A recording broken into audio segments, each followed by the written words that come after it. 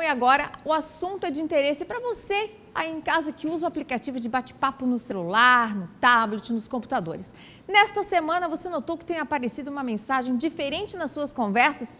Para explicar para a gente qual o significado dessas mensagens, eu converso agora com Marcelo Brocardo, especialista em segurança da informação. Boa tarde. Boa tarde. Bom, essas mensagens surpreenderam as pessoas, né?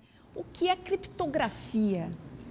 A criptografia é o ato de você estar cifrando uma mensagem, escondendo ela antes de estar enviando, de maneira que nenhuma outra pessoa consiga saber o conteúdo dela.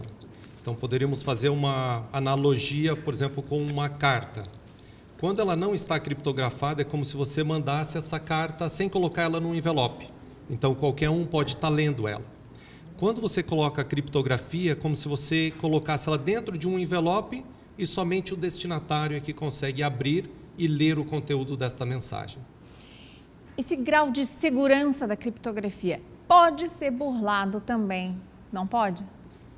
A criptografia que está sendo implementada agora, por exemplo, no WhatsApp, ela é diferente. O diferente pelo seguinte: antes já tinha criptografia no WhatsApp também, só que ela funcionava da seguinte maneira. Tu colocava como se colocasse no envelope, mandava até nos servidores do WhatsApp, eles tiravam deste envelope a sua mensagem e colocavam no outro envelope para o destinatário final. Agora ela faz ponto a ponto, então é como se você colocasse dentro de um cofre e esse transporte é somente o destinatário final que vai estar conseguindo abrir esta mensagem. Então ela torna somente os usuários que estão participando da mensagem é que conseguem estar acessando e estar lendo o conteúdo dessa mensagem. Isso influencia de alguma forma as questões judiciais, por exemplo? Em muito, porque o que acontece? Como a empresa do WhatsApp não tem mais acesso ao que está trafegando ali dentro, então ela não consegue abrir essa mensagem e está dando o conteúdo dela, né? Como é que você poderia estar acessando essa mensagem? Somente no dispositivo de quem está na comunicação. Mas tem um detalhe aí que a gente pode estar inferindo, que é o seguinte: ela não consegue saber o conteúdo, mas sabe que eu estou conversando contigo. Então é aquilo que eles chamam de metadado, que era o que os Estados Unidos, na época do Snowden, falava, né? Então, que eles só pegavam um metadado, ou seja, eu sei com quem eu estou conversando, não sei o conteúdo. Isso daí ainda continua. Eu consigo montar uma rede de saber quem são as pessoas que estão conversando. Quem está trocando mensagem com quem? Isso, só não sei o conteúdo. Que é o que importa muitas vezes numa investigação, num processo judicial, qualquer coisa parecida, né? Sim, sem dúvida. A gente tem imagens, eu vou pedir para mostrar para o pessoal de casa, que mostra como é que é essa alteração da troca de mensagens. Olha só, Marcelo, a gente está mostrando o texto, né? O texto normal da mensagem. Isso. Nesse caso ali, nós temos quem está enviando, vamos chamar de Alice, está enviando uma mensagem para Bob, por exemplo. Então, a mensagem ela está sendo mandada em texto claro, ou seja, qualquer um pode estar lendo. Quando eu tenho a criptografia, é como se a Alice e o Bob tivessem uma chave. Então, vamos supor que a chave é azul.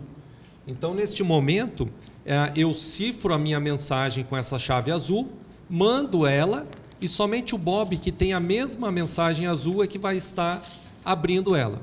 Então, aqui nós temos um exemplo de um texto cifrado, né? Então, o texto em claro, aquele que qualquer um pode estar lendo, é como se fosse lá, né? O SBT, Santa Catarina e... Que era como era antes, de certa mais ou menos. Antes eles tinham a criptografia, não era qualquer um que conseguia acessar, só que no lado do WhatsApp eles conseguiam abrir. No meio do caminho ela era cifrada. Isso é bom por um lado, mas deve ter também um lado ruim, né, dessa história, porque aí também, por exemplo, pode ser usada para trocar mensagens entre pessoas, conteúdos comprometedores, coisas mais complicadas. Sem dúvida.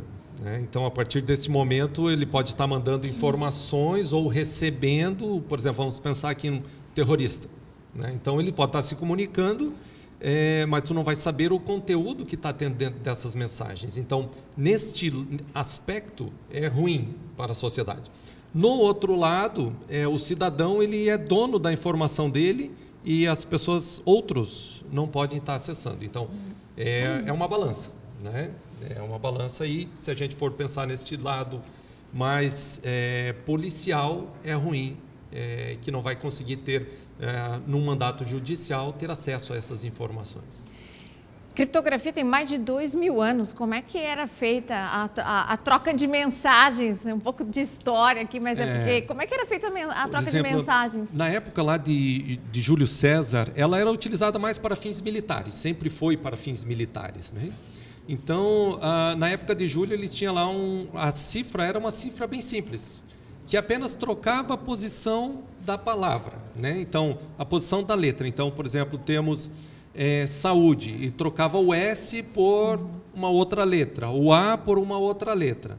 Então, você tinha um texto que não fazia sentido nenhum, né? Então, os primórdios da criptografia era apenas uma mudança de posição do seu caractere, da sua letra, né? E aí era como se fosse um código, né? Isso. Para você decifrar isso daí, você teria que saber qual era o alfabeto que ele estava utilizando, né? Então, se você soubesse o alfabeto, você conseguiria decifrar, né? Ficou assim muito na parte histórica, né? Principalmente durante a Segunda Guerra Mundial foi utilizada muita criptografia, né?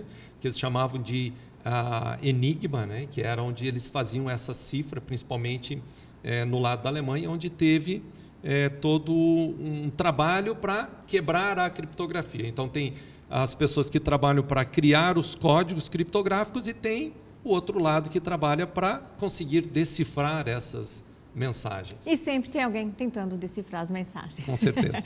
Marcelo, obrigada pela presença. Obrigado a você.